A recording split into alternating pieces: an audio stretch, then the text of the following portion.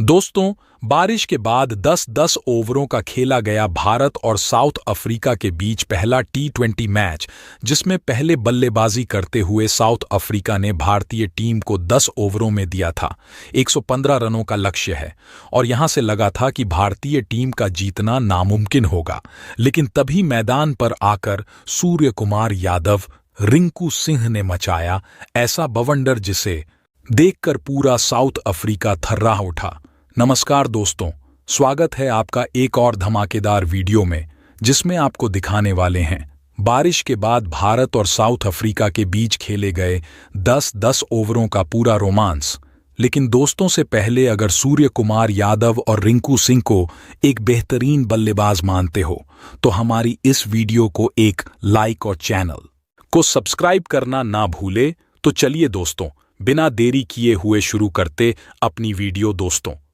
जब देर रात बारिश हो गई तो अंपायर ने दोनों टीमों के बीच 10-10 ओवरों का मैच करने का फैसला किया, जिसके बाद मैदान पर टॉस उछाला गया, जिसके बाद साउथ अफ्रीका पहले बल्लेबाजी करने का निर्णय लेता है। इसके बाद हेनरी और क्रिश्चियन मैदान पर एंट्री मारते हैं और उधर भारतीय टीम की ओर से पारी का पहला ओवर लेकर मोहम्मद सिराज आते हैं और आते ही अपने पहले ओवर में करिश्मा कर देते हैं, जिसे देखकर पूरा साउथ अफ्रीका थर्रा उठता है।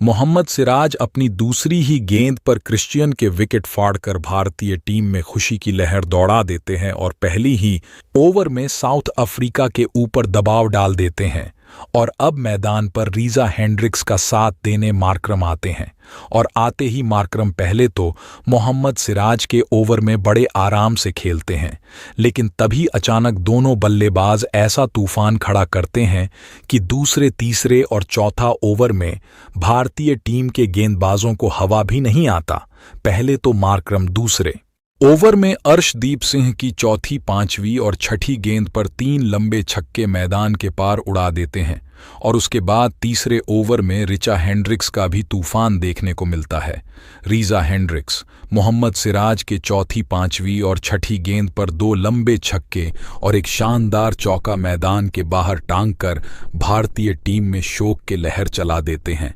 लेकिन अभी भी दोनों बल्लेबाजों की तबाही रुकी नहीं थी। दोनों बल्लेबाज मिलकर चौथे और पांचवें ओवर में 3 लंबे छक्के और एक शानदार चौके की मदद से 25 रन निकाल ले जाते हैं और उसी के साथ पहले 5 ओवर में साउथ अफ्रीका 75 रन तक पहुंच जाती है।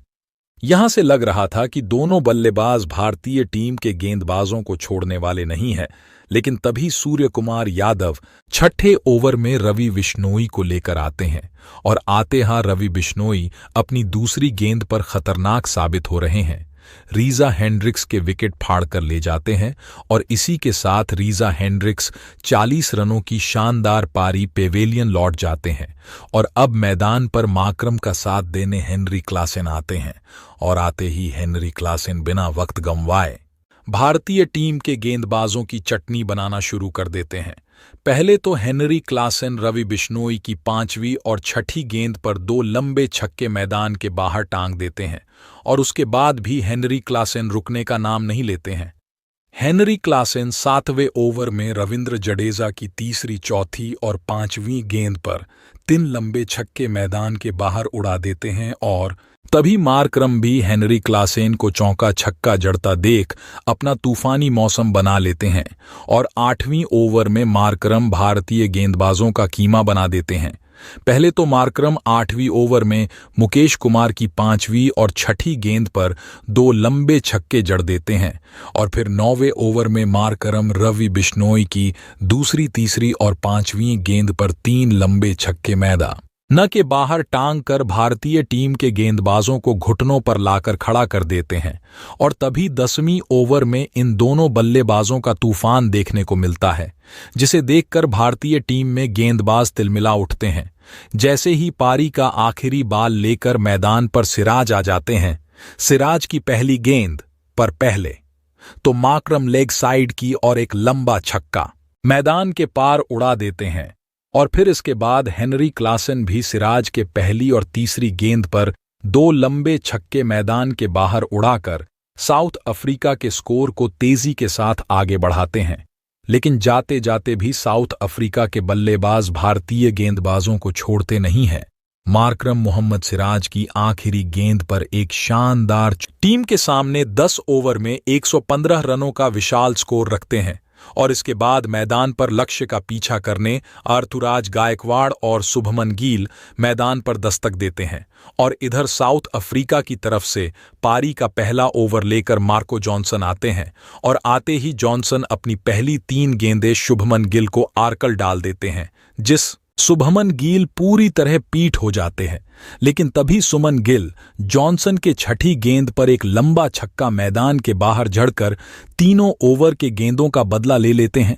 और इसके बाद दोनों बल्लेबाज एकदम तूफानी हो जाते हैं और दूसरे आर्थुराज गायकवाड़ लूंगी के पहले ही 2 गेंदों पर 2 छक्के मैदान के बाहर टांग देते हैं और उसके बाद सुमन गिल भी लूंगी की छठी गेंद पर एक लंबा छक्का मैदान के पास टांग कर तेजी के साथ भारतीय टीम का स्कोर आगे बढ़ाते हैं। लेकिन तभी भारतीय टीम को तीसरे ओवर में एक बहुत बड़ा झटका देखने को मिलता है।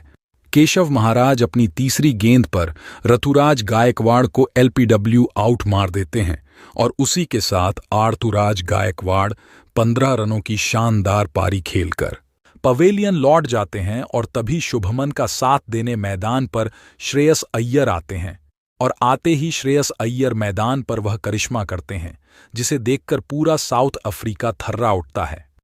श्रेयस अय्यर चौथी ओवर में शम्सी के दूसरी, तीसरी और 5वीं गेंद पर 3 लंबे छक्के और एक शानदार चौका मैदान के बाहर टांगकर साउथ अफ्रीका के गेंदबाजों के परखच्चे उड़ाकर रख देते हैं और तभी शुभमन गिल भी श्रेयस अय्यर को चौका छक्का जड़ता देख अपना तूफानी मौसम बना लेते हैं और 5वीं ओवर में सुमन गिल जॉनसन की दूसरी, तीसरी और 5वीं गेंद पर 3 लंबे छक्के मैदान के पार उड़ा देते हैं और भारतीय टीम का स्कोर पहले 5 ओवर में 50 रनों तक ले जाते हैं। और अब यहां से भारतीय टीम को आखिरी की 30 गेंद पर 65 रनों के दरकार होती है और अब यहां से लगा था कि सुमन गिल और श्रेयस अय्यर जब तक क्रीज पर टिके हैं तब तक भारतीय टीम को जीतने से कोई नहीं रोक सकता। लेकिन तभी छठे गेंद में साउथ अफ्रीका के तूफानी गेंदबाज केशव महाराज वह करिश्मा करते हैं जिसे देखकर भारतीय टीम का खेमा तिलमिला उठता है।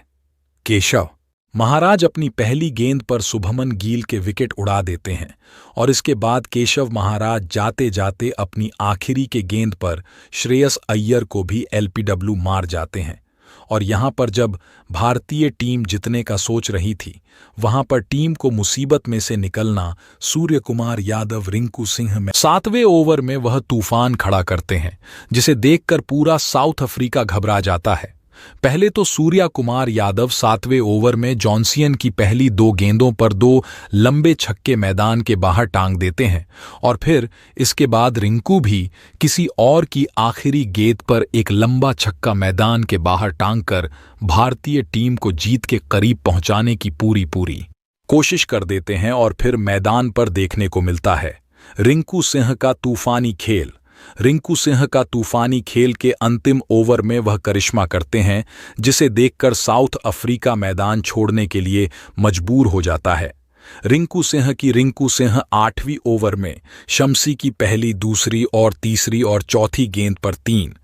लंबे छक्के और एक शानदार चौका मैदान के बाहर टांग देते हैं और उसके बाद 9वें ओवर में मेन सूर्य कुमार यादव भी रिंकू को चौके छक्के जड़ता देख अपना तूफानी मौसम बना लेते हैं।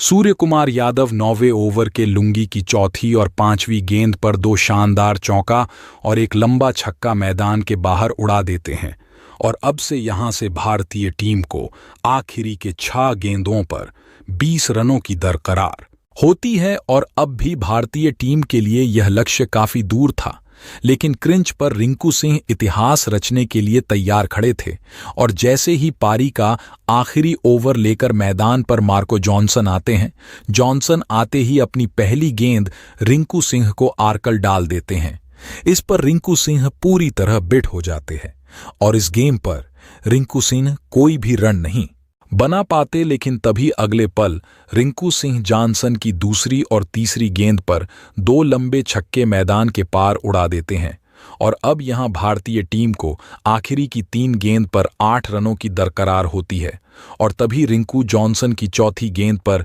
लेफ्ट साइड की ओर एक शानदार शॉट लगाते हैं, लेकिन गेंद सीधा फील्डर के हाथों में चली जाती है, जिस पर रिंकू सिंह तेजी के साथ 1 रन जरूर ले लेते हैं और अब क्रीज पर सूर्य कुमार यादव आ जाते हैं और अभी भी भारतीय टीम को आखिरी की 2 गेंद पर 7 रनों की दरकार होती है और तभी सूर्य कुमार यादव वह करिश्मा करते हैं जैसे देखकर पूरा साउथ अफ्रीका थर्रा उठता है। सूर्या कुमार यादव 5वीं और 6ठी गेंद पर 2 लंबे छक्के मैदान के बाहर उड़ाकर भारतीय टीम को पहले T20 में रोमांचक जीत दिला देते हैं। तो दोस्तों, कैसी लगी आज की यह वीडियो, कमेंट में हमें बताएं।